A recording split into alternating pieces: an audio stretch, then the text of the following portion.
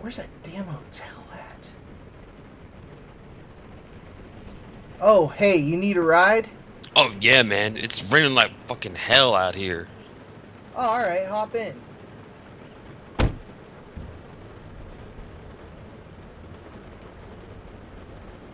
So what happened? I was looking for this hotel when my car broke down, and then it started storming. It's like raining like it's like a maniac out here. The Seven Doors Hotel? Yeah, I'm going there for a horror convention. Oh, no shit, me too. I'm Doctor Terror. Hey, I'm Whamzilla. Ah, nice to meet you. You too. Hey, there it is. Yep. Seven Doors Hotel. Doesn't look like much. Looks like it needs a paint job. Hello? Just a minute. Coming. How's it going? Hi, we need 2 rooms, please. Sure. You got it. The Westinghouse. Thanks. Here we go. Room 36 and room 37. Alright, man. I'm beat. I'm gonna see you in the morning for breakfast, alright? Yo, for sure. You have a good night, man. Night.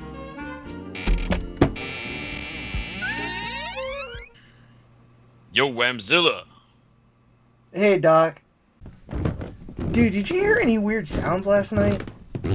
Yeah, man, like moaning and shit. Bunch of weird stuff. Just absolutely, just people were screaming, and sounded like a lot of them. Something weird going on here. Yeah, someone must have been watching a movie or something.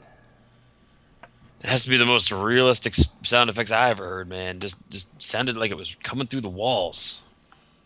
Yeah. Well, here's the dining room.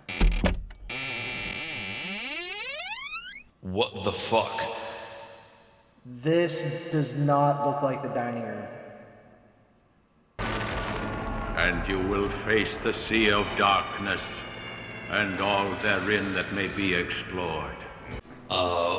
What the hell is this? I don't know, man, but these accommodations fucking suck. Where's my goddamn pancakes? Screw pancakes. Where are Where's the manager? we? Whamzilla, the door is gone. Ah, shit. And you will face the sea of darkness, and all therein that may be explored. There's that guy! Yeah, I don't see a way out either. Now what? What are you thinking? Well, it looks like we got some time to kill. Ever see that film, The Beyond? So, The Beyond came out in 1981, directed by Lucio Fulci. A very, very, very awesome film. It's one of these movies, man, where it's everybody's opening film, or it's at least one way where I think most people get into, Italian horror. For me, it's one of the first. I oftentimes would say this is my first Italian horror movie. There's probably a few that came before it that I didn't realize were Italian. I think this is the one where I became aware that, horror happened across the ocean, and it wasn't just Hammer Films making movies, because I kind of knew about Hammer Films. My parents were into it. Even my mother, who is a pretty, is kind of a Bible thumper, was into Hammer horror. Yeah. So it's a good gateway movie. I mean, it's one of the gateways to hell. At least it occurs over one of the 7 gateways. So it's a good gateway flick. And I saw it, under that, its alternate, U.S. title, Seven Doors of Death, and that was directed by Louis Fuller. So that was kind of a funny thing to see. It's like, oh, you don't even know who Lucio Fulci is because they don't put him on the movie. The soundtrack was some terrible synth. It was just horrible. And I mean, what this movie has become in the United States since that time, since the the 80s, where it saw a theatrical release that was less than thrilling, and it went beyond all of the it transitioned from being this kind of cut up mess to a well-loved, preserved film called The Beyond instead of the Seven Doors of Death. I don't know. How did you become familiar with it? Do you remember like the first time you saw it? I mean, was it your first movie that was kind of this type? You know what? It's funny because I was thinking about that today. I was like, you know what? I don't remember how or when I first saw The Beyond. I just remembered. It might have even been like right after I got out of college. My friend gave me a tape. It was like Zombie, The Beyond, and Videodrome. Oh, and the producer's cut of Halloween 6, Oh, which is nice. the one I really wanted to see. And I still have not seen that. I Oh, should be freaking crucified by the Halloween gods for not seeing that. Halloween being my favorite horror series. I that you know that. it's so cool. It's really it's like it would have taken the franchise in such another direction. It could have even just ended it with the way everything went down and Mm. just like the whole the whole Thorn cult wrapped Yeah. up. It was kind of a wrap up and it could have continued, but it was just like, Yeah, that's cool. That's cool. yeah, it was pretty awesome. That's a good tape, man. A lot of, many good films on that one. Oh yeah. Yeah, and like I said, the Halloween was the one I wanted to see, but I had the tape for a while cuz he lived out of town. So I believe that's when I watched The Beyond. It wasn't Seven Doors of Death. It was The Beyond. And I remember watching it and I'm just like, all right, the gore and all that stuff, it's awesome. And then it ended and I'm like, what the fuck was that?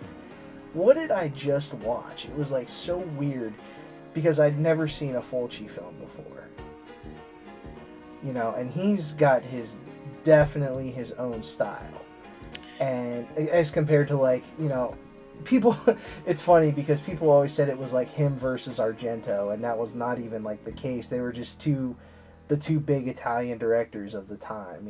Yeah, yeah. When I look at those two, I always think of it, and it's gonna sound kind of weird, but Dario Argento's the guy who's out there making like artsy films to like make movies. He wants to like see his vision on the screen, and I always think of Fulci as this guy who's like, I'm gonna make some money, I'm gonna make some movies, I'm gonna have fun.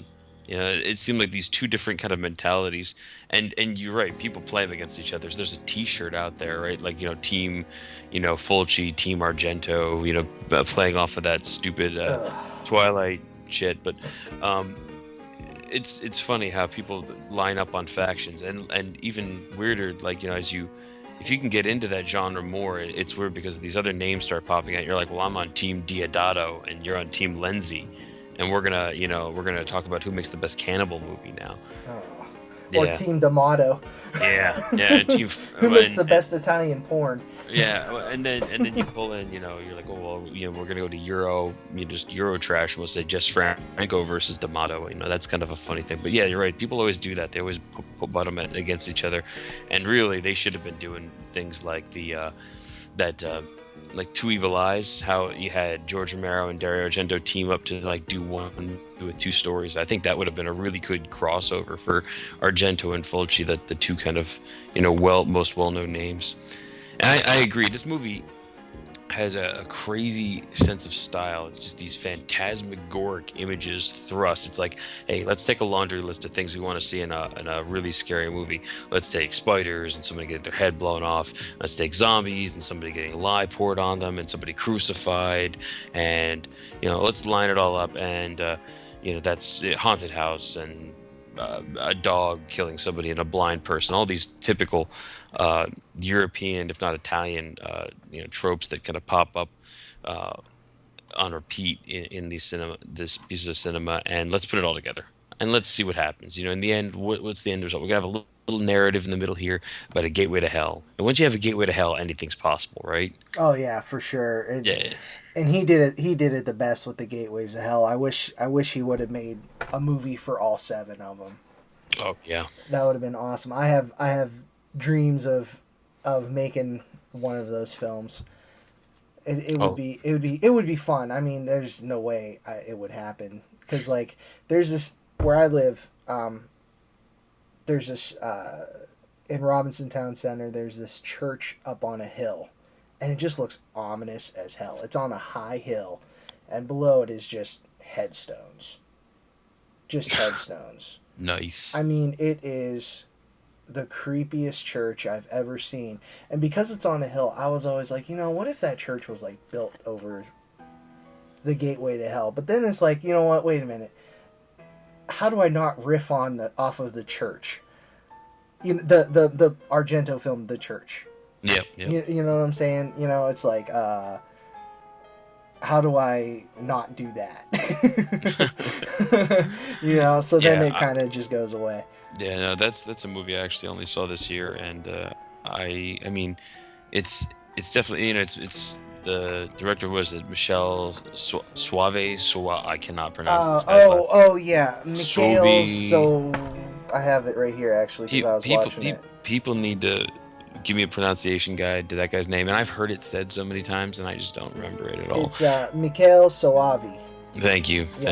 And you see some of these movies, but you see stage fright, and I still fuck it up every time, for whatever reason. But that movie's like, to me, that movie's divided into two parts. That movie's like the opening scene with all the knights and the kind of that witch hunt, and that's really cool. And then it's the rest of the movie that drags forever until finally you get to the end when you're like, a return to the cool.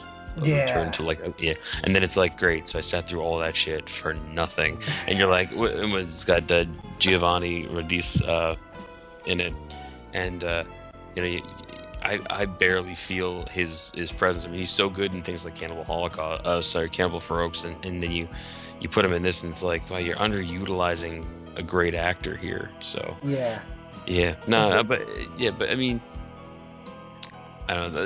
It started the early '80s. When this thing comes out, it's like it's prime time. Everything's fair game. The cannibal cycle's in full bloom. You got the zombie movies coming out. You got Fulci doing that. You got some, Umberto Lenzi doing the non-zombie movie.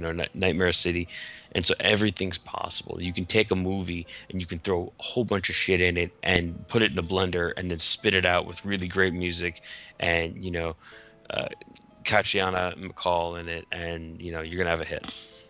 Oh yeah, definitely. And she was just awesome because like I own the Grindhouse for DVD, and the I just bought the Arrow Blu-ray DVD combo, which if you got an extra $25, get it.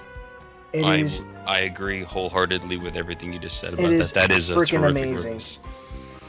And it's funny because one thing I noticed about European releases compared to American releases is that, and now I only have like a couple European things. Like I have the Phantasm box set in the ball. I had to get that when it came out. That is a beautiful release. Oh man, it was great. I hope they do the same thing in America whenever they decide to do it. It's just I know it's gonna take a while. And then I have the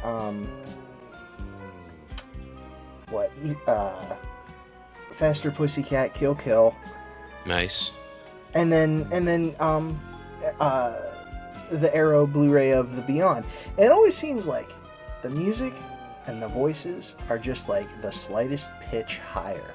Now, I don't know if that's my DVD player because, it's a different format, but it could really be the transfer, like it could be, yeah.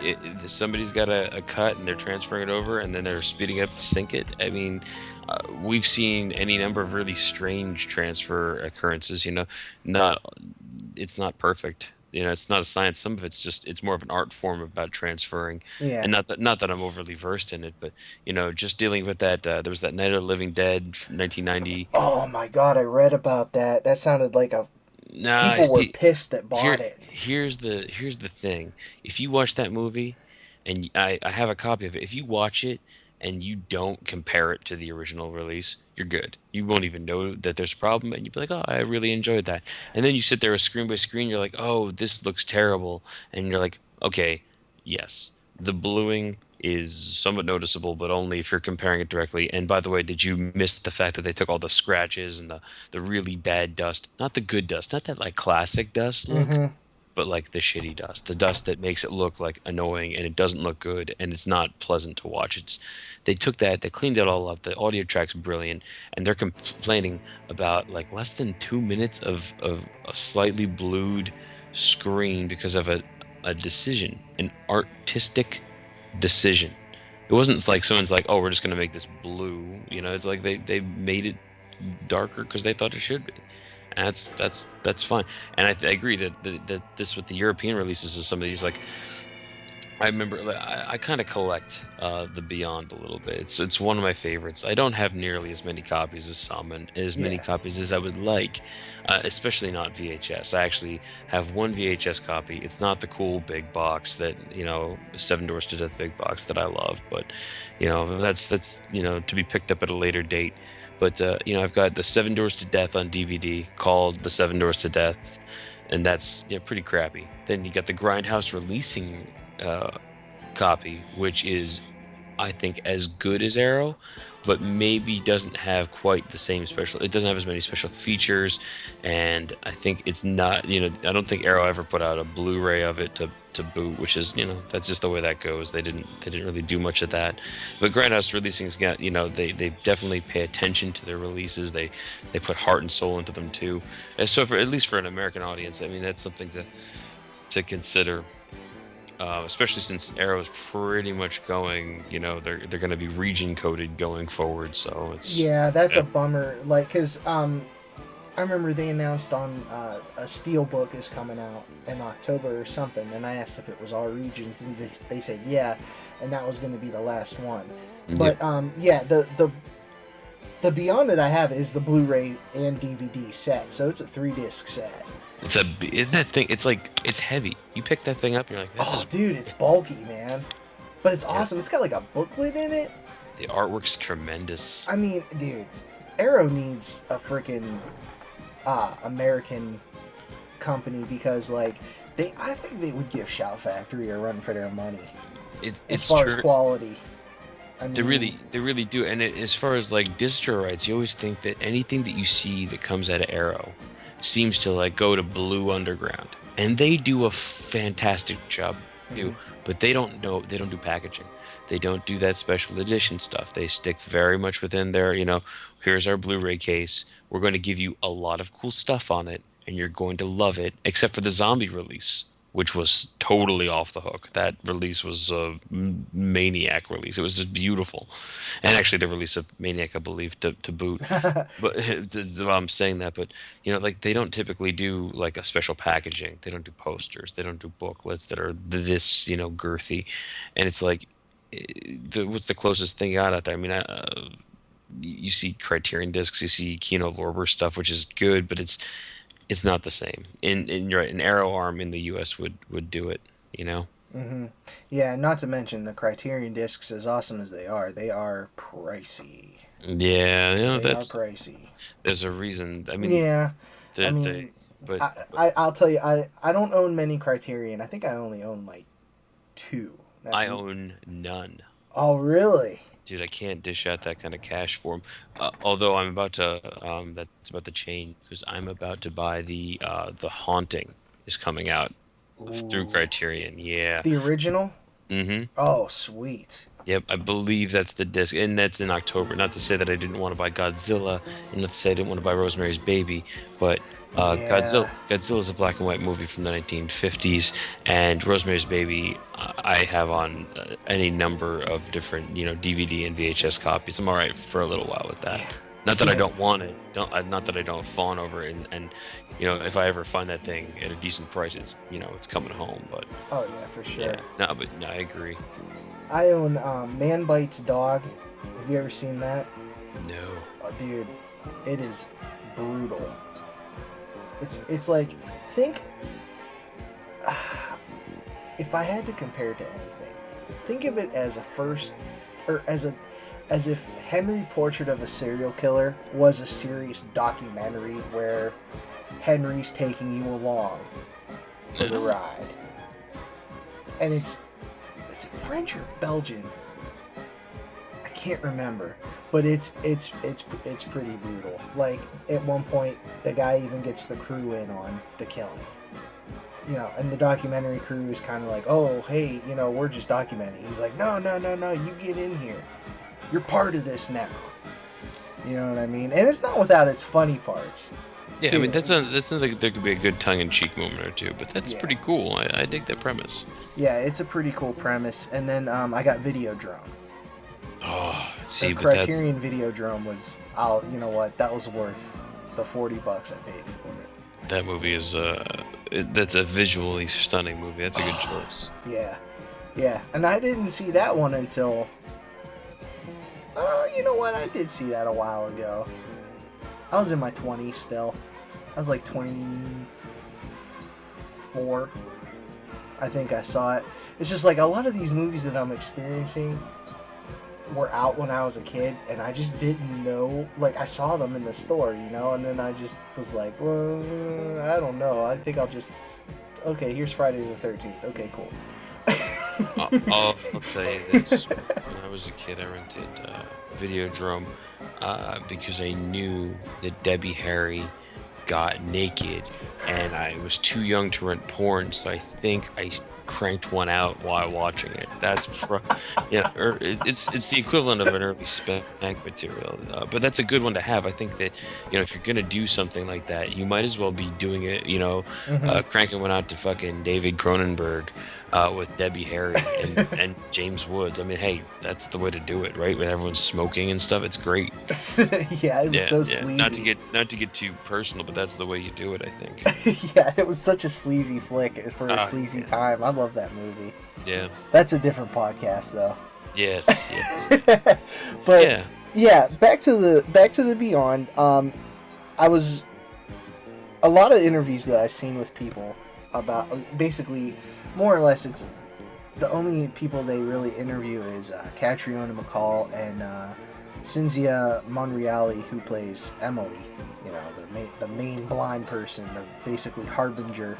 She's been hitting conventions lately. A lot. I saw that in the Arrow release. She talks about she's doing that more. Same with Al Cliver. He not too long ago he started doing stuff. It's like I met him, and I didn't meet him. Like, I just said hey to him. This is like, I didn't want his autograph. It's just like, at the time. Now I wish I would have got it. I'm like, yeah, you know, because like what I did was, it's a funny story. It has to do with Zombie. I made this, like, you know, the Andy Warhol Marilyn Monroe picture. It's like 4 Marilyns and different colors. Well, I did that with Zombie, the Zombie cover. You know, the image. Yeah. You know what I mean? I did that, and the guy that played that zombie was there. It's like Octavio something. I can't remember his full name. But, like, I gave it to him as a gift. And he was, like, so taken aback by that. He's like, oh my gosh. You know, of course, he had an interpreter. He was full-on Italian. He didn't speak a lick of English, you know. But his interpreter was like, wow, you know. No one's ever given him a gift. Yeah. You know. No, that's really cool. That's, like, something I'll always remember. It was really awesome. But, yeah, I don't know if she's doing anything in the States. She says she's still into acting and stuff. And, you know, she's like, I'm always looking for something to do. I'm like, oh, if I ever get a budget, we'll see. Yeah. She still looks pretty good, honestly. I'll just go out on a limb and say that. She's still pretty attractive. You know? Yeah. But yeah, like, everyone they interview says, like, you know, Lucio Fulci was kind of difficult to work with, but you went along with it because he really forced his vision. Like, he's like, look, this is gonna be awesome. You know, basically, I'm gonna be a dick, you're gonna do what I tell you, and we're gonna get an awesome film that you're gonna be proud of. You know, and sometimes he would just have meltdowns on set. You know, he was a little bit unstable. Not like in Cat in the Brain, where he was just like thinking he was hacking people up. You know, but they said he was you know, kind of difficult to work with, and I can see that. You know, but with the way his movies turned out, I feel like if I would have acted on there, If I would have acted in one of those movies, and if I like, if someone blows up at me, I'm gonna blow up back at them. You know what I mean? That's just, I feel like that's anybody, But then like I'd get over it, go back to work, and I'd be like super proud of what I did, because these movies, The Beyond, is like his masterpiece. Nice. Of the trilogy. It's true. Though I think my favorite is still City of the Living Dead. I mean, and it wasn't originally. It took some time for that to happen, but the more I watched, of the trilogy, the more I would watch them all. I think that one kind of grew on me for whatever reason. I still don't know why. Yeah, when I watch The Beyond, I usually watch City of the Living Dead right after. Because when my job, I work from home. So it's like I have my work on one screen and then movies on the other screen. You know what I mean? So, and it's usually like something I'm so familiar with, I don't even need to watch it. I just have it on for ambiance. And I'll be like saying the line. You know what I mean? Nice. I'll just be like, I'll just go along with the movie. But one of the best things about Fulci's movies, aside from the gore, which I'll get to in a second, is the music. Mm-hmm. The soundtracks are just amazing. Fabio Frizzi, wow. He at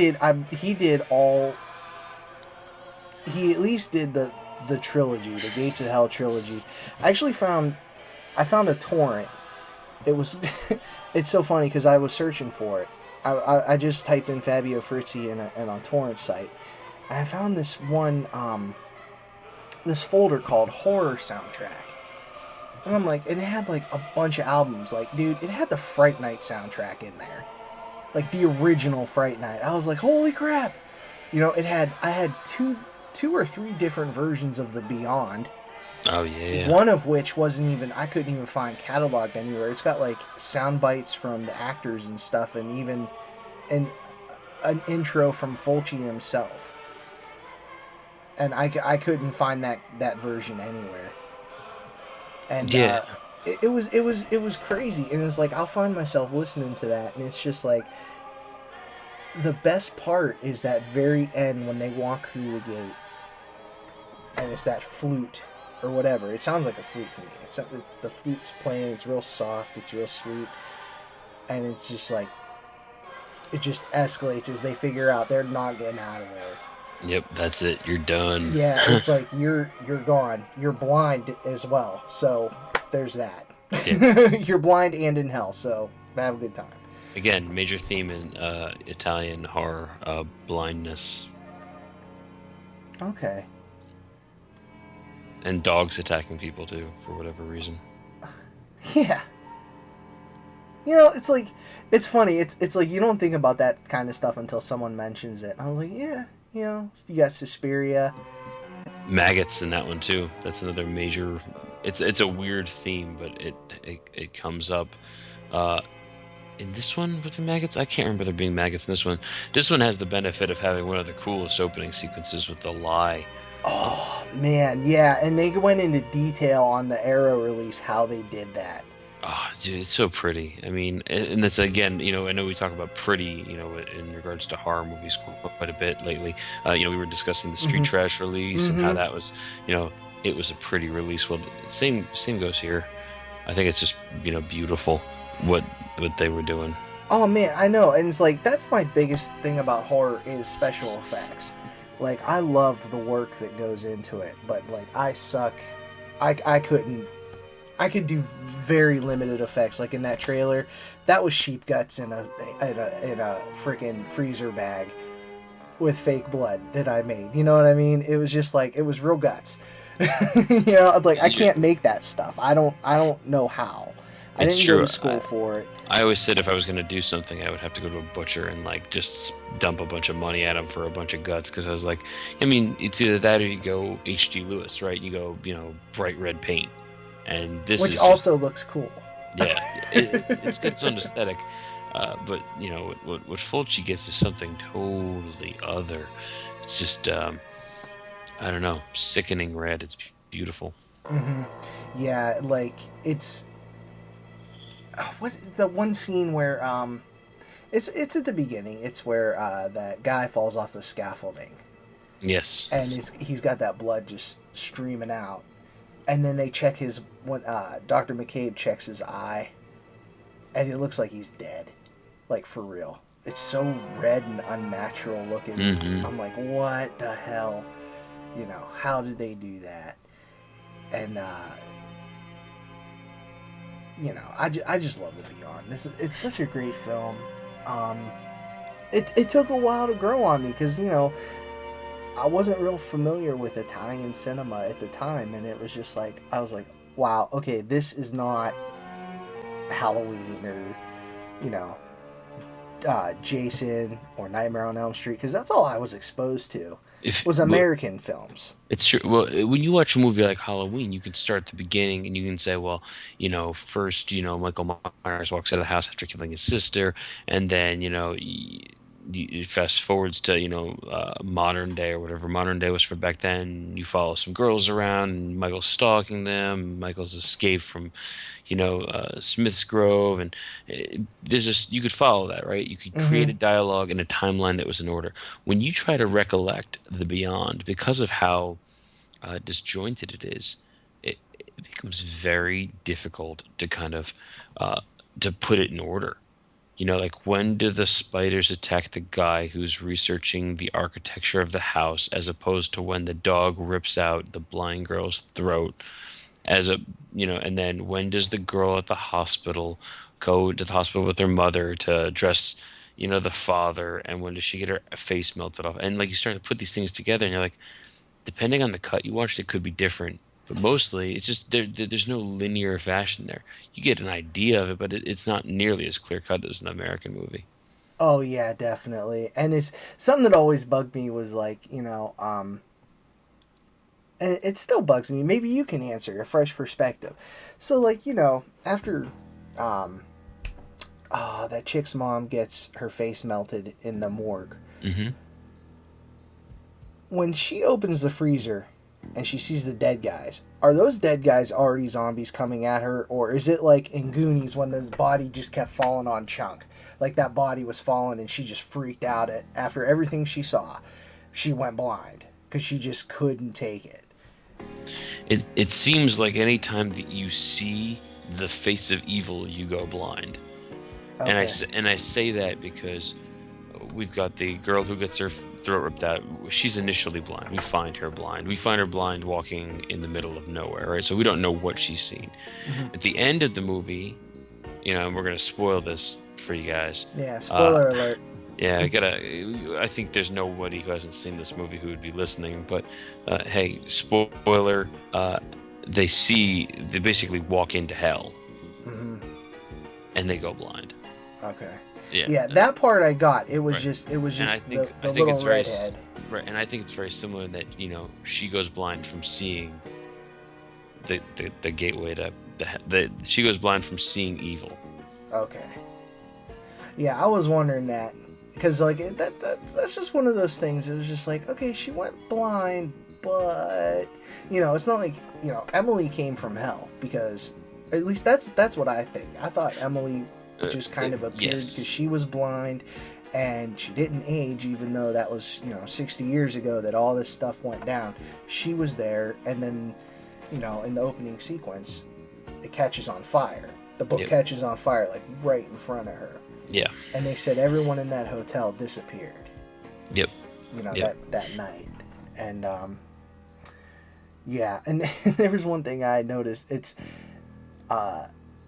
when what is it? Al Cliver. It's a cutscene when Al Cliver hooks Schweik up to that brainwave machine. Mm-hmm. It's something little, but I enjoy it. The dude that's playing Schweik, you can see his eye close, like it was open, and then Lucio Fulci called action, and he closed it, and then it pans up. It's funny. It's like one of the, it's like yeah. a little, just a little quirk, It's something Yeah. real funny that it's those little things that I look for. Yeah, Like no, I never caught that one. No, I definitely didn't. oh, it's hard to catch. but it's just like, you watch it and they stay on him for a second, and then you see like a little movement in the eye, which would be his right eye. Mhm. And it's like, oh, holy crap. And then in the Blu-ray, it's like right there. Yeah. It's like clear as day, But, yeah, some of the best parts about this, what really sets this apart from like any American movie, I really think, aside from the music, is the camera technique. Like, no one does zooms like this, like Fulci did, or Argento did it a little bit, but he really, a lot of like film books are like, don't overuse the zoom, don't do that, don't do this, don't do that, and it's just like, and no one does that anymore really, and it's just like, Fulci had it right. He set such a mood with this movie that it's like dreadful. It's like the whole movie's sort of depressing. It's almost like the zooms that he's doing, these really disjointed, really like in your face movements, Mm-hmm. they get in your personal space. Yes. Like they kind of, you're watching it, you're like, oh, when they do it, you're like, oh, I'm suddenly in someone's freaking bubble. I think that's the way I always think of it. And you're right, people aren't, they don't do that, and they speak against that. You're not supposed to do that in film. And granted, this time period was a lot of experimentation, and that worked for this, and it isn't a typical film, so it probably gets away with a little bit more than a, I don't know, a more major release might. Yeah, I guess you're right. I just feel like a lot of movies nowadays have lost that technique, and now they're all relying on freaking shaky camera work. Yeah, no, that's true. I hate that. No, that's very common. Like, speaking of that, I watched that, what's that movie with Jennifer Lawrence? It was the horror movie she did. Jennifer. House... I want to say, I know I'm wrong, it's not Last House on Dead End Street, because that's a great film. It's House at the End of the Street, or some crap like that. And the whole thing is shaky for no reason. Oh wait! Oh, I know the one you're talking about. Yeah. It's House. It's House at the End of the Street. Yeah. Okay. All right. So it's I actually have not watched that. I really just don't have much about it that doesn't really interest me, I guess. But I know what you mean. They take that shaky camera and they ride it. Yeah, and some of it doesn't even look like actual shaky camera. It looks like they just did it in post. It totally looks digital, because sometimes it's just way too smooth. But it's just like, I feel like a lot of the technique, I don't know, maybe it's just a sign of the times, or just a changing of the times, but I just feel like movies were made better. Like, you couldn't make The Beyond today if you tried.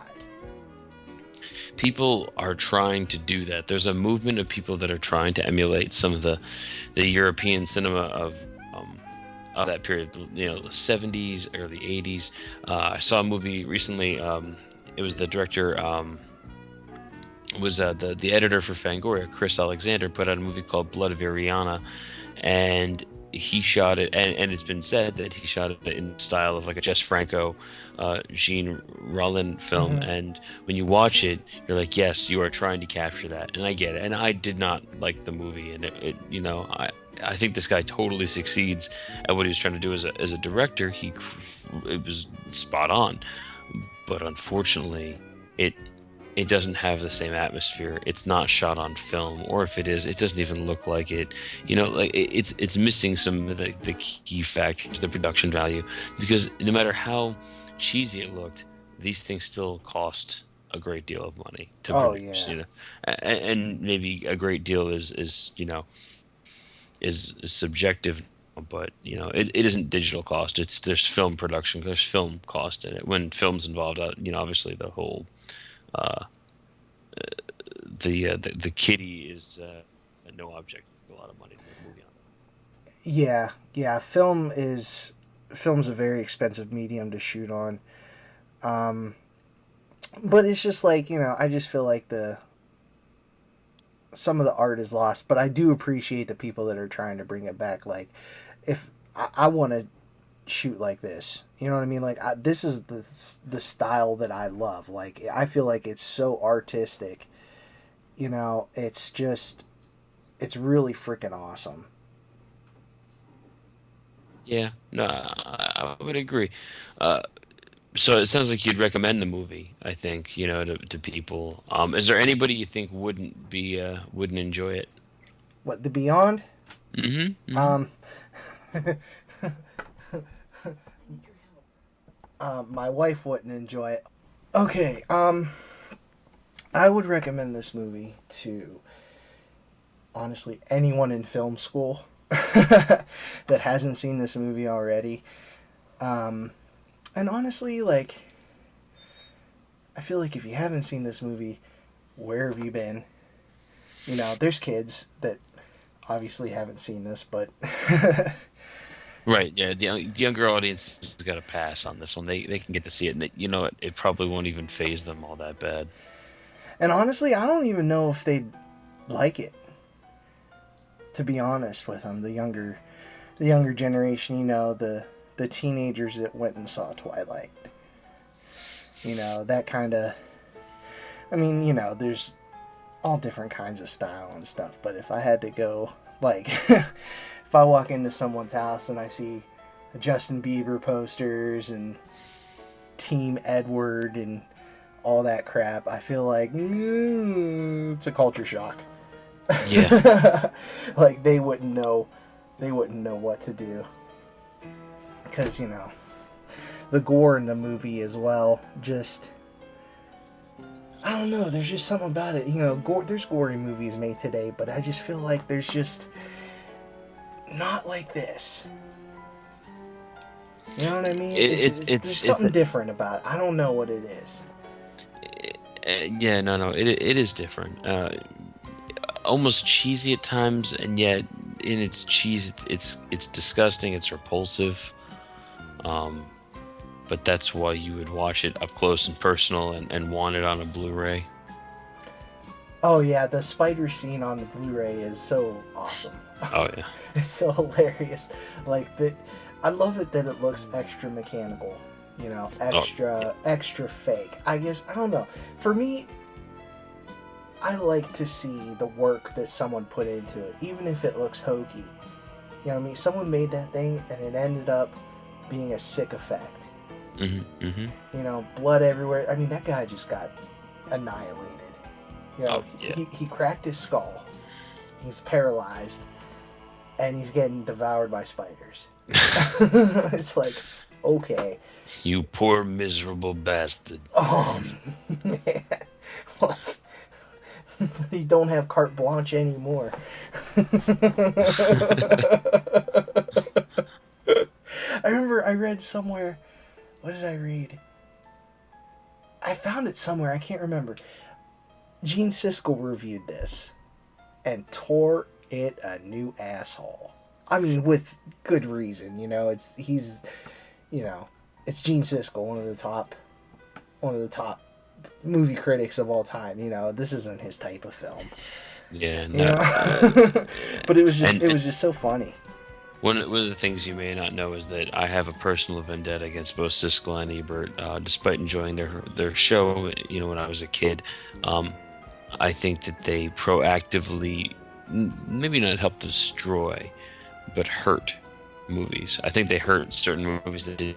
I don't think that Friday the 13th needed the bastardization that they gave it, and So when I hear that he bashed it, that usually means there's at least some merit to it.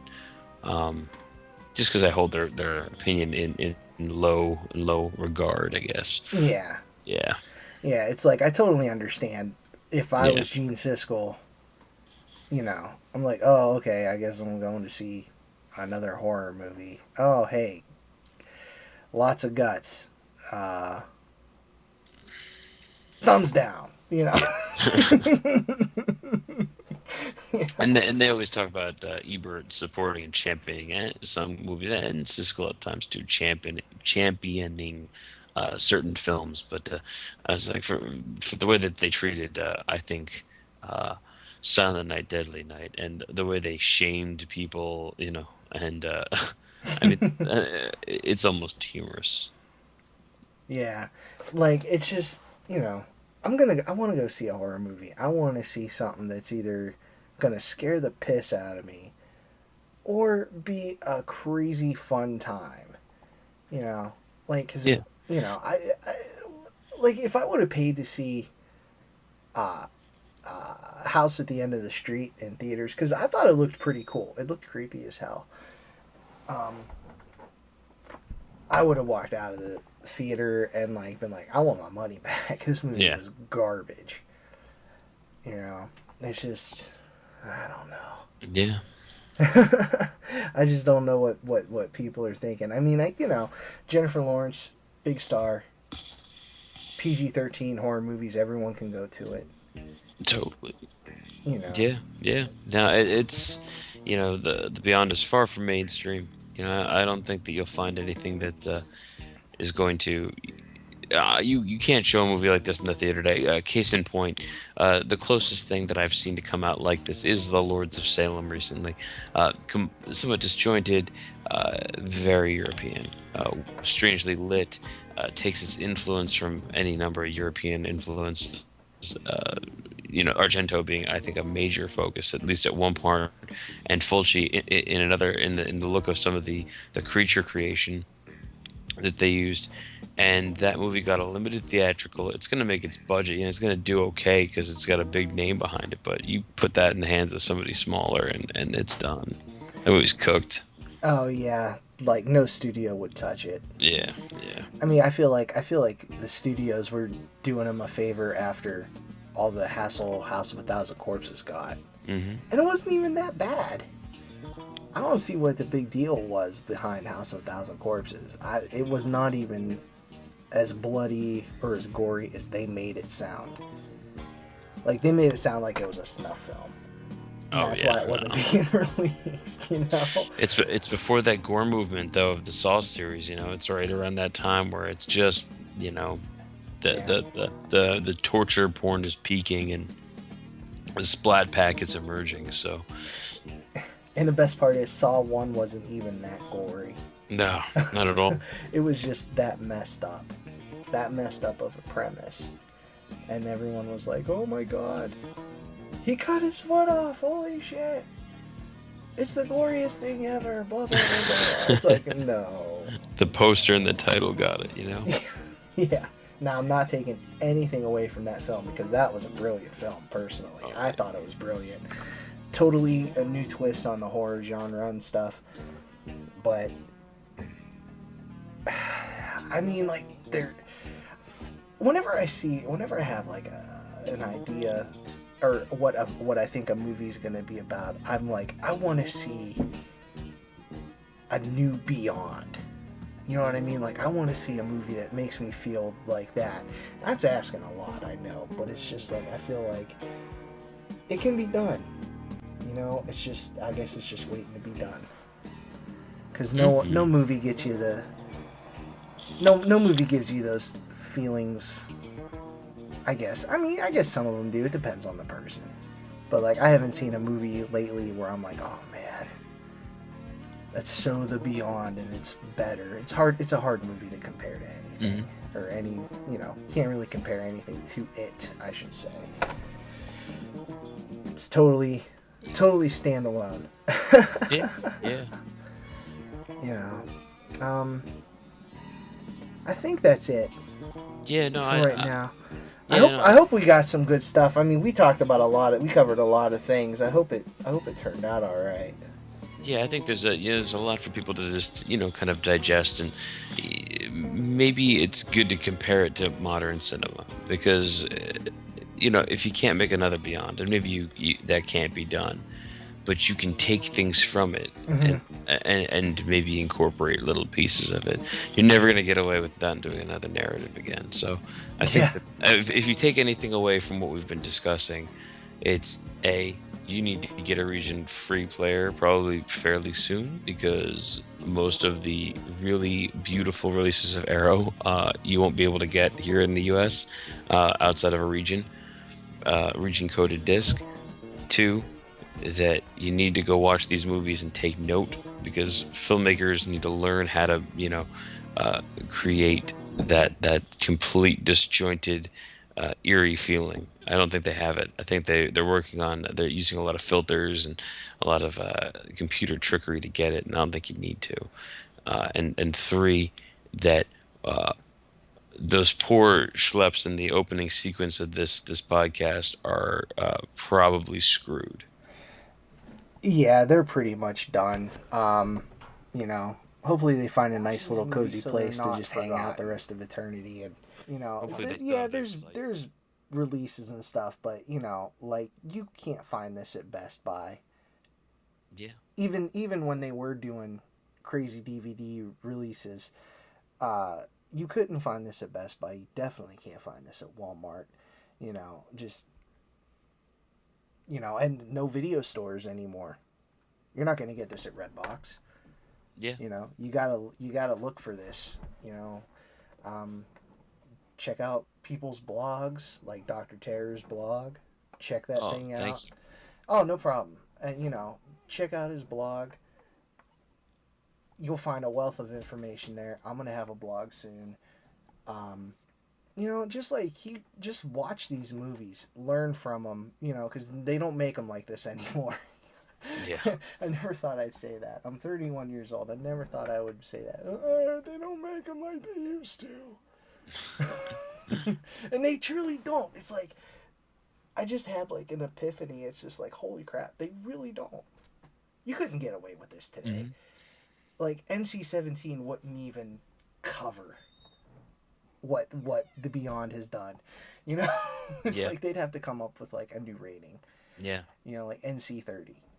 You know, Yeah, there's a reason it's been, you know, video nastied, right? Oh yeah, I made it a point to try and find every movie on that list in some form or another.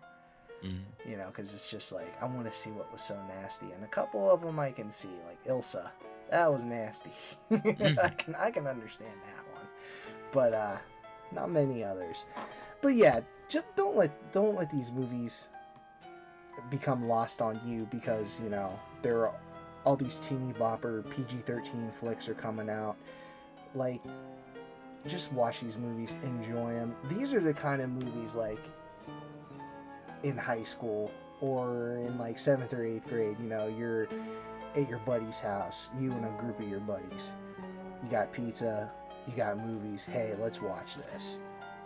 You know, it's a good party movie. Watch it with people.